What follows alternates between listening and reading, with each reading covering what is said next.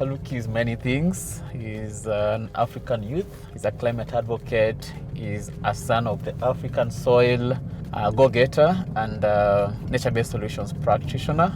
I've been brought up in Machakos for pretty all of my childhood.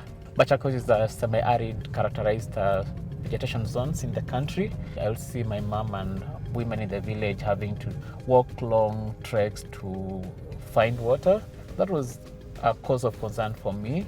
I've also had the privilege of, being around my grandfather from my mom's side, and this man loved to grow trees a lot. And I remember most of the times, especially during the rainy seasons, which were the best time for him to plant trees. For me, I would always accompany him. And my contribution to his tree planting was just playing in the holes that he dug because they were soggy with water.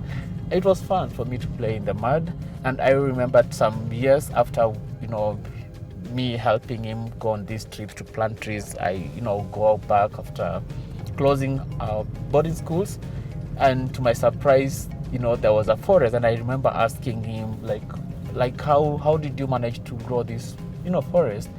And he was categorical that actually that forest was as a result of my contribution to his tree planting. That was a very strong thing for me, that even a kid playing in such soggy soils during tree planting is a strong contribution to environmentalism.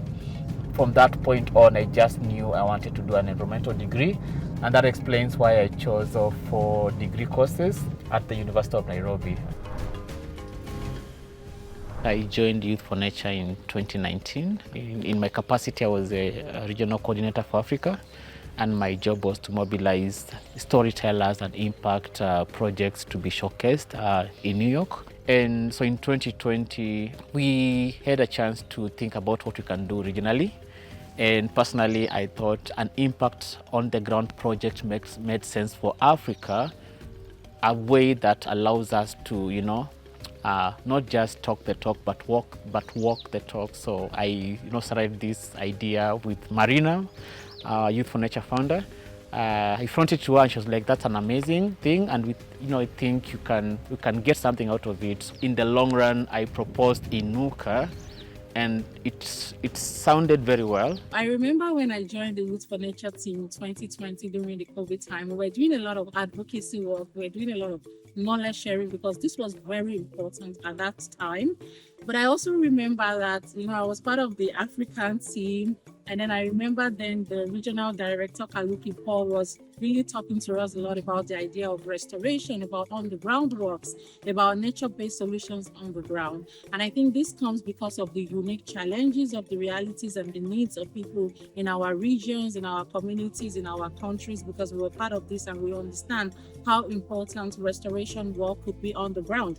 The first time I heard about INUKA, I was really excited because of how deep the impact of this project is. I think that the ongoing connection and community building that happens as part of the project and the long-term timeline of the project makes for a really meaningful learning and community building with the participants and the project team. And that's one of the things that really excited me about INUKA when I first learned about it. I first heard about INUKA a couple of years ago when we had the concept note. I was actually quite excited about it because it was gonna be our first on-the-ground and in-person project in a local community. Up until then, we mostly did digital and remote work around knowledge sharing and storytelling, except for when we went to international events. So it was actually quite exciting and promising to hear we're actually gonna be doing and supporting nature-based solutions on the ground. I first heard about INUKA from my friend Paul Kaluki. He reached out to me and told me that he was going to launch a nature-based solutions project here in Kenya. The purpose was to train young people across different landscapes here in Kenya who are working on different thematic areas. And then there will be a scale-up of those projects across Africa. And he requested me if I could be one of the trainers. It was a wait-and-see kind of scenario. I wanted to be, of course, part of the process because nature-based solutions has, as a term, been, widely been subjected to a lot of criticism from some sectors in the conservation world. Some people think it is like a catchphrase, a buzzword. For me, it was that need that we needed to actually make and bring a program that speaks to African youth, that speaks to African communities that are doing restoration work, and actually going to their grassroots, seeing what challenges they are facing, training them and interrogating the whole approach of nature-based solutions, landscape restoration, and the voices that are doing on the ground. I'm glad that the project took off, and we've made some milestones that I know will outlive most of us.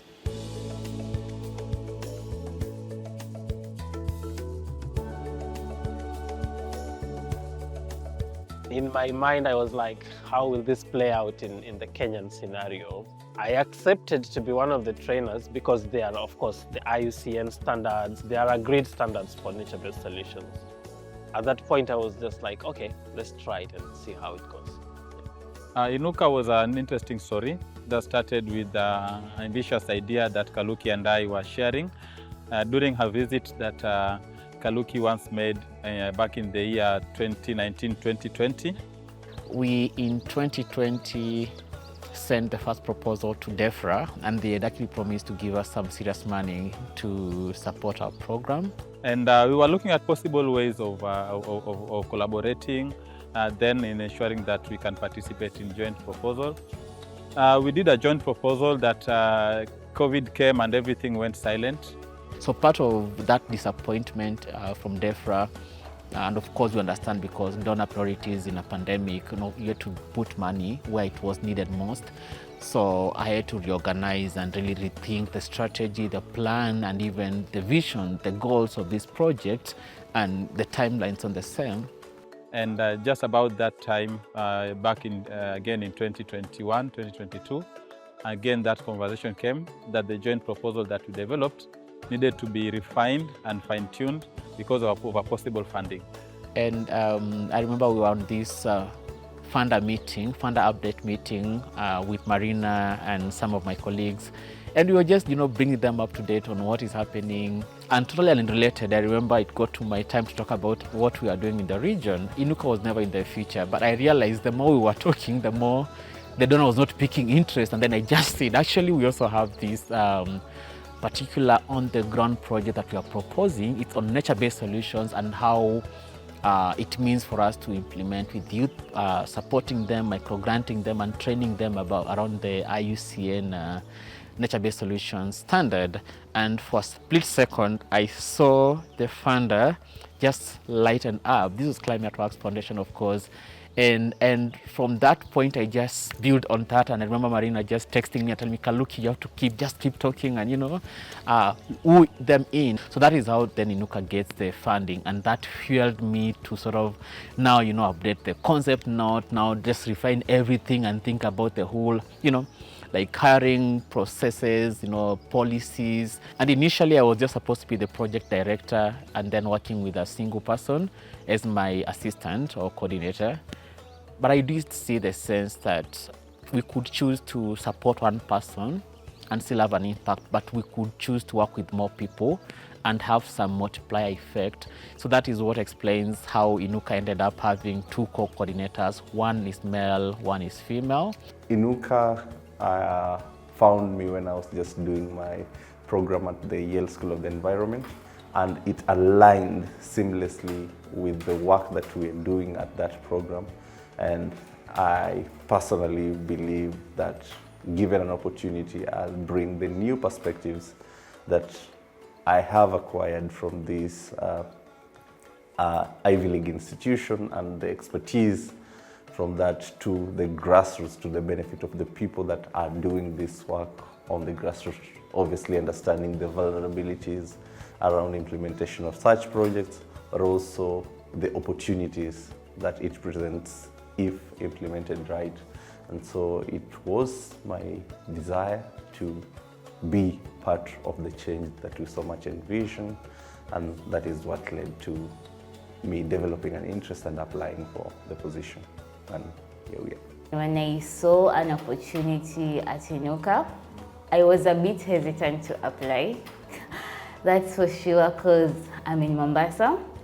The project was to be based in Nairobi, and I was like, That is so much competition. It was like there is so much competition, but I did, and unfortunately I got the role, and I was so excited. So I was like, okay, this is a challenge, moving from one city to another, meeting new people, and now diving deep into environmentalism. Like, now it is there, it is here. I've been doing it partially, but now it's like the whole pot was now open for me. Yeah.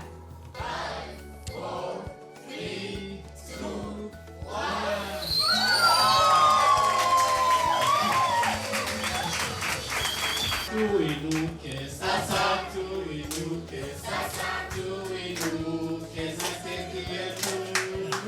Tuinuke sasa, tuinuke sasa, tuinuke zetu yetu. INUKA launch was a success to me, bringing youth from across 5 different landscapes in Kenya, and 20 of them that are going to walk, the journey with us. To me was a testament that when we come together, great things indeed happen. And when we listen to the voice of youth, actually we'll be surprised at how much potential they have and how committed they are to showcase their potentials. For the launch, it was amazing and interactive, and I'm looking forward to partner with INUKA to do the farmer-managed natural regeneration, whereby we conserve the naturally existing indigenous trees.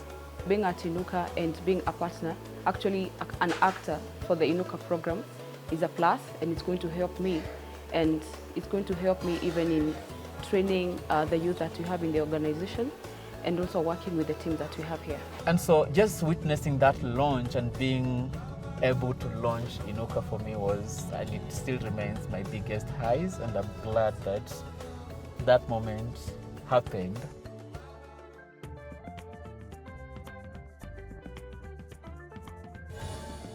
Hii miti yote iliyokuwepo na sahihi, hapo zamani kulikuwa na uharibifu sana wa mikoko, ila kwa sasa hivi tumekuwa tumejua umuhimu wa mkoko ni nini, mbali na kwamba ni kumkata kwenda kujengea. Tumejua sababu umuhimu wake upo aina nyingi, so tukaona ni muhimu tuulinde na tuuregeshe ule uliokuwa umekatwa na ile ambayo ilitekwa na mvua ya El Nino. Kupitia kwa hali hiyo, basi waona kwamba ni vyema ya kwamba tuweze kuungana na kujishirikisha hasa kwa ajili ya kurudisha mazingira hii ya mkoko. These are different species, the ones that tunafanya restoration. This is RM, the Rhizophora mucronata. As you can see, it's so big, right? Hii ndo ile mti ikikuwa inakuwa mbio sana, inakuwa kwa mud, and it is red mangroves.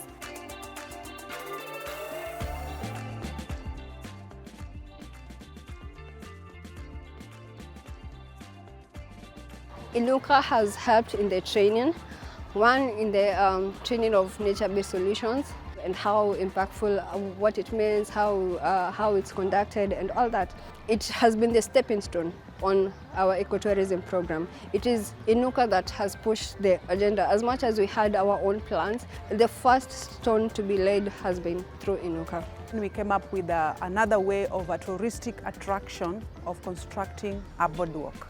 We envisioned it that it will create job opportunities to our youth and also increase knowledge on issues to do with the conservation of our environment, because when a visitor comes, they also get opportunity to plant mangroves. So apart from ecotourism, we have different initiatives, and the other one is beekeeping, where we engage the communities directly to install beehives in the mangrove forest, and then we train them on how they can actually harness the potential of beekeeping, and then after the harvesting of honey, we now try to create a local market where we bridge the gap between the community, the production, and the market. The funding mechanism, given that it was a seed funding mechanism, it was impactful in the sense that it made us to test a product. And so far so good. We've been able to facilitate most of the activities, if not all. We have conducted community barazas. We have engaged the elder women and men. The young people were able to appreciate some of the old knowledge that is in the old people, and the young people would share their innovative and creative ideas on how they can now interconnect the old and new in order to, form some environmental social enterprise that can be able to conserve the environment and also generate income. NAPO focuses on restoring the Mount Marsabit ecosystem and also the dry land. And since we began the organization, we have done a number of activities to restore the areas. Number one, we began with a tree nursery where we supported some of the schools. With Ramat, which is mainly focusing on farmer-managed regeneration, we are working with the community. Yes, na kor na baga bage won mi ga na group na di na po wi ono yo man to na man shel te bes yin kur ni na pa na shan ri udan ba yo man al te bes na kin te berdana ba ga ta yi ndana da yo lengam to da ba na ngodi en tere to leng yo da mai ba na ban ga ta pa ti ile pa na bal te bes na wa mu kure na ba ga ta kya na pa tere to le kya ta le ko to ni wi ti ni to ne da sam sagaram ben yo We integrated our beekeeping project into INUKA.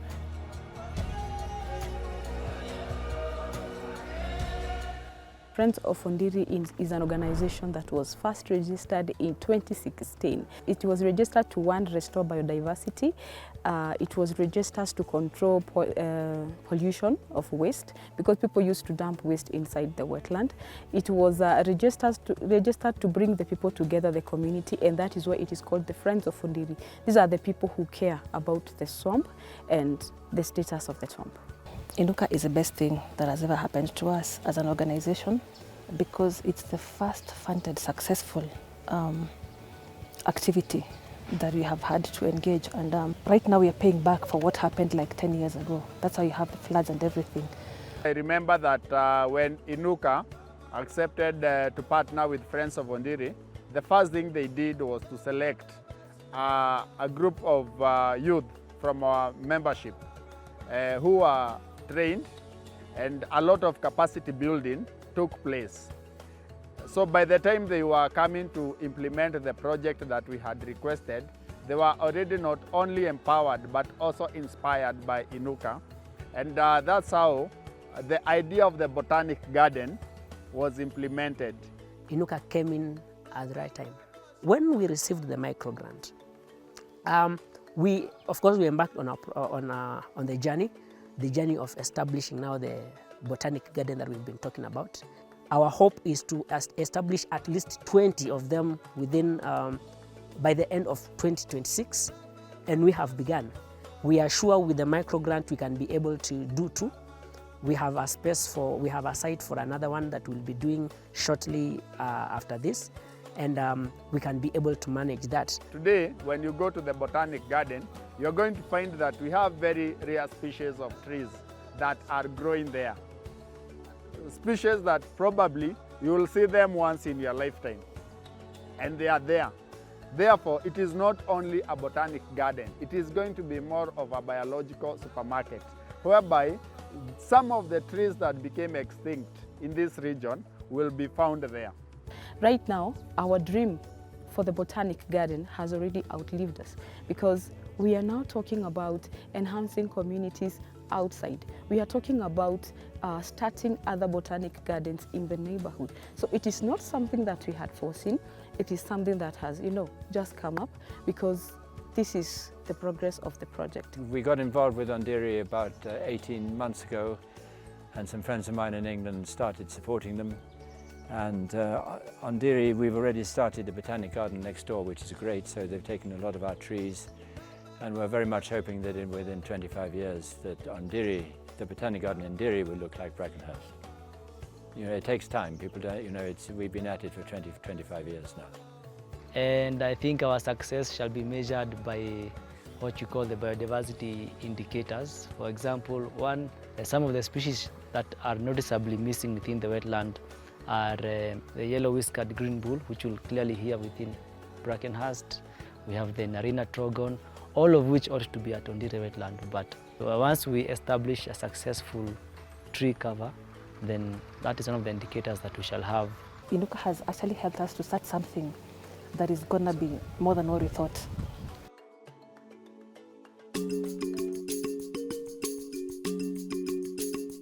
I would not say I have a lowest INUKA moment per se. There are instances that I feel things could have been done better. Of course, we started with 5 impact groups that we were to work with as a project team. But in the long run, we ended up working with just about 3. And part of this is as a result of, having to ground truth in some of the communities, and then, realizing that what we had anticipated was being done on the ground was the opposite. There was no restoration, the community engagement was not there. And so INUKA already as a pilot was again going to pilot something in one of the sites. For me, that was already a letdown because we were working with one of the biggest, highland forest conservation areas in the country, in Nyeri, and going and seeing that actually there is no restoration happening, for me that was a setback. And so it meant we had to recalibrate and see how we can still have impact for the project and still have to forgo this really amazing cornerstone as a project team or project area in the project. So I do feel losing one of the project teams because of lack of evidence of existing restoration work for me was a low moment. Looking back at the worst moment, I think that was during the safeguarding process. We had to pause the project momentarily to sort of tighten our safeguarding policies to ensure we provide a conducive environment for young people to safely coexist among themselves, understanding that we are actually working with young people, and these are people who are very vibrant, very diverse, but also they have a lot of energy around themselves, and that there needed to be some sort of safeguards or framework to control them, not necessarily limit them, but provide that conducive environment where everyone could coexist. The start of that process was a pain point, but then we were able to crack that code, and despite quite a long break, 3 months of not doing any project to be sure that we have sealed that loophole, I think it paid off. And when we came back, we were more strong than ever, and we were able to deliver. I remember we had over 100 candidates applied. I personally interviewed about, I think over 20 candidates, after the shortlisting. And so to me, that was a low moment because you're seeing many people with high impact, many people qualify for the job, but you only have less than 4 positions to give them, You're only hiring for 2 co-coordinators and then 3 project interns across the, under 2-year period of the project. So it left me a bit crumbled because you see young people that are ready to work, they're ready to serve, but they cannot. Why? Because the project is limiting. We cannot hire everyone, and yeah, you cannot also have money for everyone. So to me, that was a low moment. I'd hoped that I'd work throughout the project to its completion, but then, I had to resign midway to pursue other things. Of course, INUKA is a greater part of my journey, but I had to, leave it or pass it down to the coordinators to continue it to its finality. And part of the reason is because there's of course been that longer delay, funding-wise, human resource-wise, also some timelines being changed because of demands of the workplace, demands of the financial realities, media demands as well, and demands of human resource and internal policies that we had to make sure that we are in line with them so that the project has, or registers its ultimate integrity.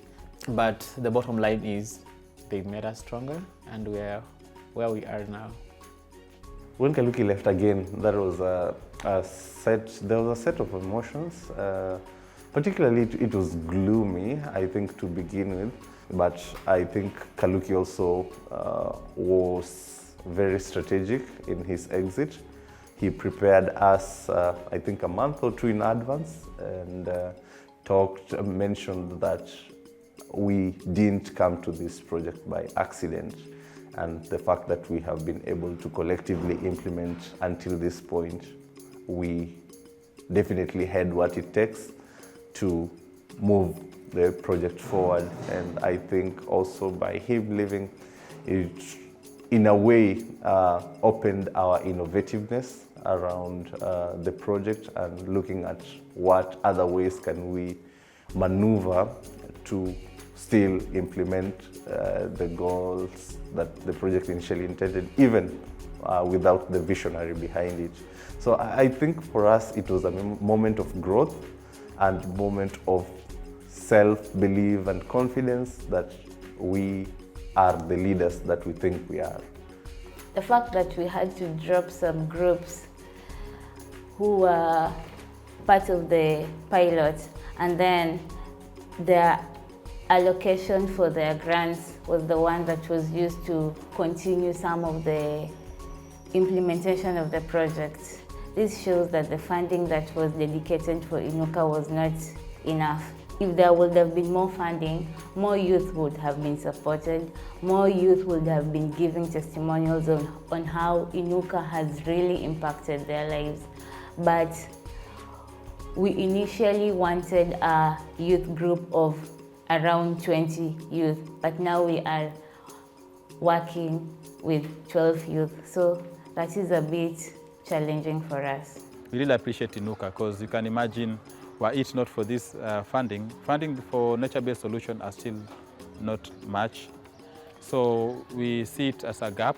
But what I may advise on the funding scheme to be in a manner that it allows the young people to be able to curate more of the initiatives that may be needed, maybe in the middle of the implementation. For example, in our case, the budget items we had allocated, for example, for our boardwalk, we undercosted. Most funding are very specific, but in some situations, if it is something that can be increased or being able to be reviewed in the middle of the implementation, I think it's something that can help some of the projects to reach their materialism. With the microgrants thing, it's the exchange rate amount. We get the money in our dollar account, and then we try to change it into Kenyan shillings, and we lose a lot of currency there in between. For example, for the first microgrant, we lost like around 17,000 to 18,000 that we are not able to recover. And this is the money that we can use to do some activities. Another challenge that I would want to highlight was the issue of special user license that made us to stop at a point.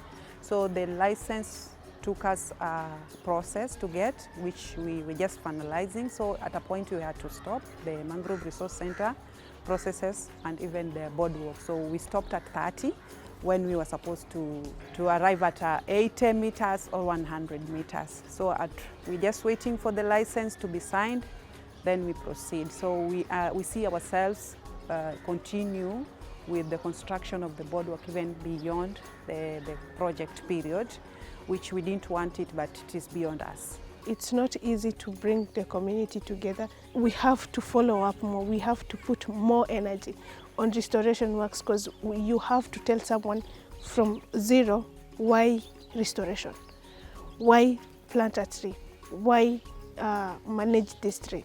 The lessons takes time before the actual restoration. And also during the actual restoration, it takes time because it's not everyone shows up to do the restoration works.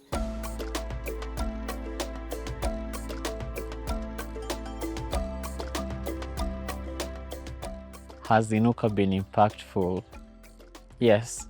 Tulikuwa na kama eka 5 mwanzo ambazo tulianza kuzipanda na hizo tukazijaza, na sasa hata ukitembea huko mahali utashangaa, manake mikoko imekuwa mikubwa, na tukaona ni tuendelee, manake mikoko kwetu sasa imekuwa ni faida. maana tunapumua hewa safi sahihi, na pia ndani ya hiyo mikoko bado kuna samaki watu wanapata, yani katika uvuvi. Tumeona kwamba kuna faida nyingi sana, hasa kwa sisi ambao wengine tu wavuvi, maana kuna uvuvi mara nyingi, kuna wale wanavua kamba, kuna wale wanavua kaa, kuna wale wanavua samaki. Sasa hawa kamba wameongezeka na hawa kaa wameongezeka kwa sababu wanapata mahali pa kujificha, ya kwamba waweze kuzaana vizuri. Hata samaki naona wanazaa vizuri sasa kwa sababu ya ule mkoko vile ambavyo unaendelea vizuri. At a personal level, I feel that the community has really benefited, and not even knowledge-wise, even in their livelihood, because we are offering alternative sources of livelihood. Pale mahali niko unaweza kujisustain kwa mambo mengi. Ule mkoko anajitolea ile mbindi anajitolea kuulinda, kwa sababu kwamba unanipatia kazi yangu ama unanipatia ile biashara yangu nilikuwa nayo pale kwenye ile mikoko ya kuwekeza, ya kuweka nyuki. The INUKA project has come with a lot of impact when it comes to economic again, and we've trained the communities on how they can actually utilize the little space they have. So far we've installed some nurseries within the shed net, and where we intend to capacity build at least 10 groups. We will be issuing the seedlings, and then they will now be practicing the agricultural activity within their homesteads. We have been able to do some trainings apart from the capacity building sessions, and these trainings, they were basically to promote the already complementary skills in terms of ecotourism. We offer these training sessions in order for them, to prepare them for the tourism activities that are going to come as a benefit for this boardwalk. What INUKA has turned out to be through the nature-based training is another big initiative in our sustainable restoration or sustainable conservation of the mangrove ecosystem through the INUKA NBS initiative, which, as you know, it has been given birth to what we call Mikoko Nature Trail or Mikoko Safari, which is now taking traction here in our community and also with different partners who are now just seeing the beauty of the mangrove, and they are seeing the livelihood aspect of mangrove beyond tree planting. As time goes by, we also decided to engage our youths, and we introduced something called an apple conservation cup. So what it's been able to do is to support the engagement of the 400 plus youth to be able to restore their landscape in a way that is exciting, Initially, we had 16 teams before INUKA came in, but with the INUKA first micro grant and the second one, we were able to engage 3 more teams. Some are doing restoration by tree planting, those that have access to water, and those that don't have access to water are doing restoration by farmer managed regeneration. Hao watu walitusaidia sana na tuna appreciate cause holiday tulikuwa busy sana, and then hata uwezi ukaona time venye inaenda, because sometimes asubuhi tunapata tumeenda kupanda miti, tunasaidiana, after lunch tunakula tu, alafu unapata tumetokea tizi. Over the weekend fixed us, ilienda tu vizuri na appreciate.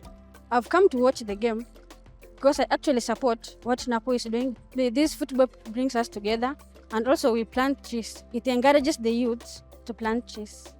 I would recommend if it is maybe done twice in a year, like if it is in April and then you jump August, we play in December, the start of December.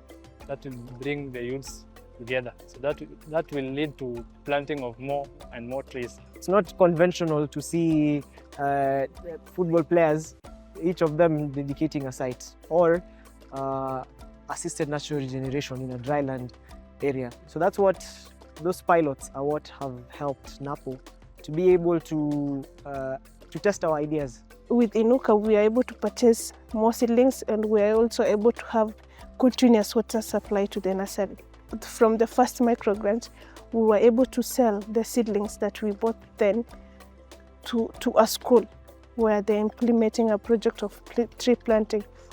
Right now, where I'm studying is just within the compound, and I'm pleased to speak about it because some years back, there were no trees here, only the acacia tree that you can see behind me.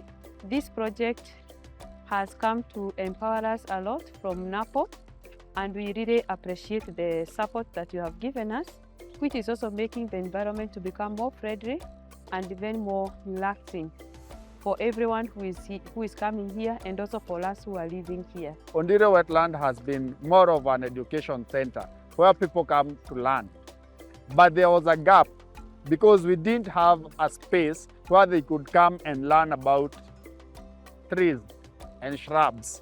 And that is how this partnership has made that dream come true. And so we realized that we can tap into those resources to begin harnessing a few coins here and there. And that is why through the micro grant, we've been able to set up a Wi-Fi connection for the community. We established a tuck shop through the funding, a tuck shop that has been able to sustain a few people that have been there. They can eat something, they can drink something. The way we planted the trees were not closely packed because that's how we've been advised. So we saw the best way to manage the trees is to have vegetables planted on our garden. So we've planted 6 different species of vegetables that we are going to sell. Even when the pilot project comes to an end, we have a sustainable way of continuing to manage the organization. The people who are working at the Botanic Garden are people who live around, that is one. And 2, we don't have those fights with the community. They have embraced the project. The other one, within a kilometer radius of 3 kilometers, we have mapped out schools, and already we have 44. We have approached them, and at least we have 1 school that has confirmed. The community has been able to learn that first, we need trees. And it's not about planting trees. It's about I plant, I nurture, and sustainability. Like I have to make sure that this tree gets to a point that now it's okay. Even if I leave, the tree is fine. So at least the community is coming through. They're coming actually better than when us guys were going around. What we are doing right now and what INUKA Projects has enabled Friends of Fundiri to do is just enormous. It is amazing. And our feel is that so many people are now relying on INUKA, courtesy of the youth that are working at the Friends of Fundiri Botanic Garden. And there are so many people who are already empowered. And it's not just livelihood enhancement, it is also capacity development, because these people are able to understand, oh, this tree exists, oh, it is supposed to be protected. And this is my role as a citizen of this country to make sure that these trees are thriving. These trees, we are already increasing their numbers, and we are escalating the conservation efforts. INUKA has been an impacting and a very inspiring journey to me as a person. One, because it created an opportunity and an avenue to learn and share knowledge between different players from different ecosystems. It doesn't matter which ecosystem you're working on, but the approaches still are the same, and how young people are applying them is also very interesting.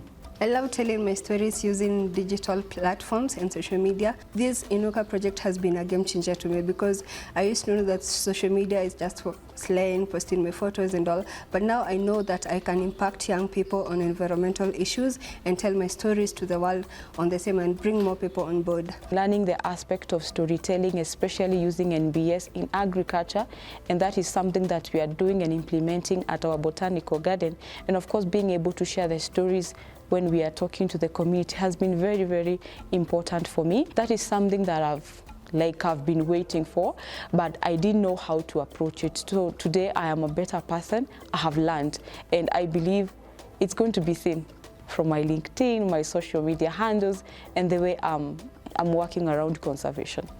Being together with other youths from various parts of the country has really helped me to also contribute my voice when it comes to making decisions on environmental protection and conservation. Right now, I'm so confident enough that I can be in the sittings where people are discussing on policy regarding environmental conservation. I can be free to be among other activists and other youths who are doing great things to change the environment for the future we want. INUKA has really built my communication skills. It has really built me on nature-based solution that we were not practicing before. So that is something that I would really attest that it is something that we have taken home, that we are adopting. I was a bit shy in camera. I was a bit shy in expressing myself in front of people. Right now it's a different story. It also built more capacity on me on how I can express myself better. As a person, I have grown in terms of, one, my capacity. I've been able to experience the different formats and the different implementations of NBS. This has hugely built my knowledge base, my capacity, my thinking when I come to design projects within our landscapes. And generally, for sustainability purposes of the work we do, whatever ambitions I also have, these have given me a clear guidance towards that. I have been in the space since 2015 to be capacity built, to understand even better, to align my goals, my objectives, what I desire, not just for myself but for my community as well. All these have been sharpened and refocused through INUKA project. I came here, I was very shy, I couldn't even stand before 2 or more people. But now, thanks to INUKA, I can stand on a crowd and talk to people. The other thing, I understand the nature-based solutions, how to apply them, and how to relate with people. I was that girl in that Cancun, but INUKA has given me that exposure. I'm forever grateful to that. Saying that my knowledge in conservation has increased as a result of my involvement with INUKA, that would be an understatement. The kind of knowledge that I have gotten from INUKA has been tremendous. Also the fact that these people are so knowledgeable about what they do, but they rely on me to bring that out. So it forced me to dig deep, know about NBS, and not just knowledge on INUKA and nature-based solutions. The co-coordinators and the friends, they also drag me to some side events that are not part of INUKA. And so my knowledge base on conservation continue increasing. In my element of work, I have interacted with a lot of youths, but when it comes to matters environment, for me, INUKA was a first. Matters environment have been really interesting to learn. Our job is only to place the camera, put the subject, hit record, put it on the screens. But for us, this was a learning experience. I think I'm more aware now of my surroundings, environmentally that is. Before INUKA, I will just litter anywhere. If I grab a drink, have my drink, and have that can, I will just throw it. But now you get me with the same can, drinking the same drink, but I keep the can until I get to a place where I am able to dispose it in a manner that is favorable to the environment. Yeah, and it is sustainable to the environment, and that for me is, I believe it's a great impact. I've never been in climate space, so this was my first project. I was able to maneuver, and right now I can say I've really learned and I've gained a lot. With the knowledge and the skills I've gained from this project, I'm ready to pursue other environmental projects, and I'm ready also to scale up the skills and the knowledge. INUKA is the first such instance that I have felt that I have been appreciated as such, getting that opportunity to have that employment and remuneration as any other expert within the space, and being appreciated for the skills and knowledge that I'm being able to share. I do believe that INUKA has been an impact. A lot more could be done, but as it is, there is impact, it's tangible, and we can see it from both the project team, the project beneficiaries, even the media people. They know much about nature-based solutions than they knew when they were, initiating their coverage of our program at the launch. The partners who are now more keen to even reach out to INUKA team and hear the story and see how they can collaborate. To me, this is speaking to the manifestation of the impact that this first ever global nature-based solutions accelerator pilot has accorded to the world. So yes, there has been impact.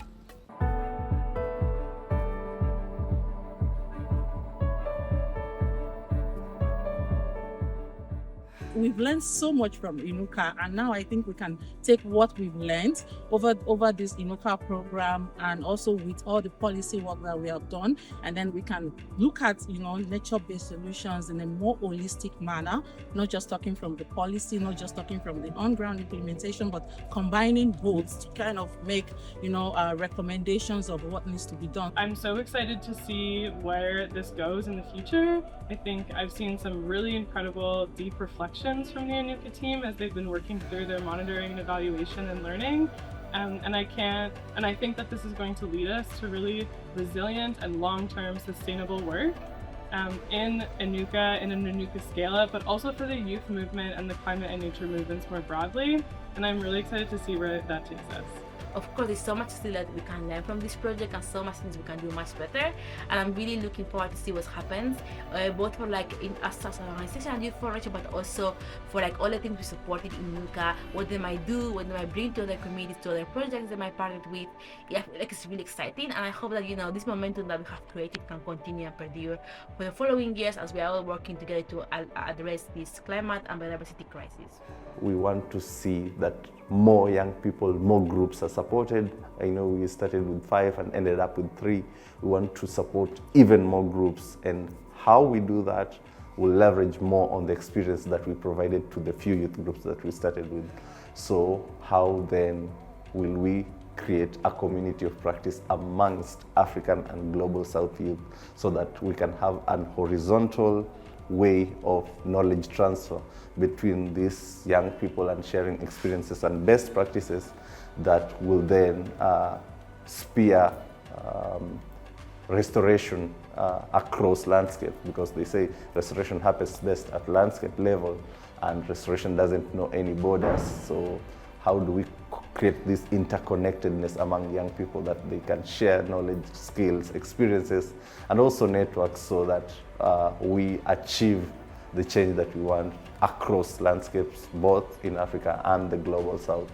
I think that is the future that INUKA wants to find itself in. Case in point is in Africa, we are over 70%, right, youthful. So then INUKA as a dream would be a success to me if it's implemented in almost every region in Africa, almost every country in Africa, and in a way that allows youth in Africa to feel that they belong, that actually with what we are doing, someone somewhere is seeing that effort and they are matching it with funding to allow us to scale, galvanize our communities together, and actually register more of the solutions on nature-based solutions, landscape restoration, business development, and even the dignity, the human dignity around restoration, that we help the person address the climate crisis, biodiversity breakdown, and still make a livelihood for them. So it's my hope that INUKA scales beyond Kenya, beyond Africa, and that we manage to secure, or the project manages to speak to the global funding mechanism for projects on landscape restoration globally, on climate action, nature-based solutions, and livelihoods enhancement. And that way, then INUKA will live its goal. A word of encouragement or advice to actually my younger self and to youth that want to be in the restoration space, to be in such a program like INUKA, is just believe in yourself, number one. It's possible to change the world and transform it in ways that we never thought possible when we believe in ourselves. So just believe in yourself and know that it takes someone like you to bring about change in the world. Number two, you are only as serious as you make the world see you. I've lived to see that as a testament to my own life, and even becoming a commanding voice among youth and communities in Africa when it comes to landscape restoration, nature-based solutions and meaningful youth engagement. So believe in yourself, trust that you can do that because you have all it takes. Then also know that there'll be so many challenges, including funding challenges, including people's challenges, and getting people will even you trust and believe in your cause. But regardless, you do not see the challenge is the obstacle. See the opportunity that lies in that challenge and actually use the challenge as a solution, an opportunity for you to grow and bring something better to the world. So don't let anything weigh you down. Keep going, keep going. The final or maybe second last thing I would say is networks are very important. I've lived to see the evidence of networks that have developed over time, and that is why INUKA is. INUKA has been made possible by the funders, the media partners, the beneficiary youth groups that are actually doing amazing works on the ground, but also the trusted youth project team that came and believed in the cause and worked with me to launch and deliver the pilot in the different ecosystems that we went to. So all these are important, but one last thing is do not give up in life. Do not give up in life. Do your craft, hone your skills, believe in that daily constant improvement and make yourself better today than you were yesterday, and be open to corrections whenever you get them. Receive them with kindness and know that everything you're doing is being watched and it's contributing to something bigger and better, bigger beyond you and better than it was yesterday. So all the best. Go out there, do your work, implement the solutions, and let your name count. For the African youth, you can do it.